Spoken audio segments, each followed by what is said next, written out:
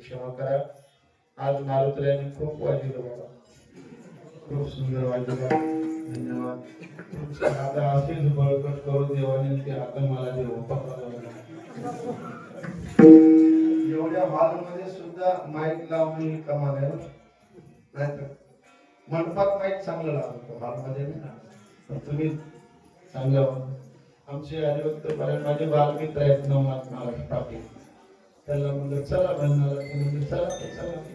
कधी तर भेट व्हायला धावायचं नाही का. सुंदर गायन करतात आमचे महाराजांचं काय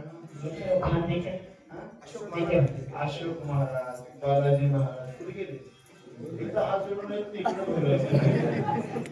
मला दिसणार आहे ते काय बारीक नाही मोठे.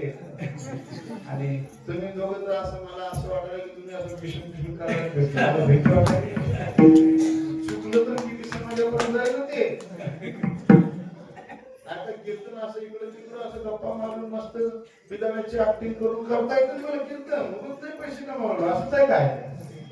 तुम्ही ती माईक लावलं मला भीती वाटायला लागली. एखादा शहाणा माणूस भेटला आमच्या मामासारखा ते म्हणून हे कोण गेले आगावायला कीर्तनाच्या नावाखाली पुढे मारा काय नाही.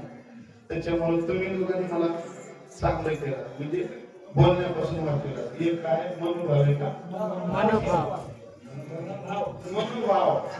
मनाभावानं तुमच्याबरोबर पांडुरंगाला प्रार्थना. आणि माऊली कीर्ती तुमची कीर्ती खूप वाढो.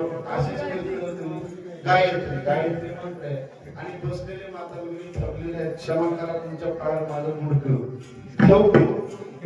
क्षमा करा. आणि अशीच सेवा पंढरीनाथांनी आमच्याकडे करून घ्यावं. आम्ही सगळ्यांनी तुकोबायांचे लेकरावं, दादांचे लेकरावं, महाराजांचे लेकरावं.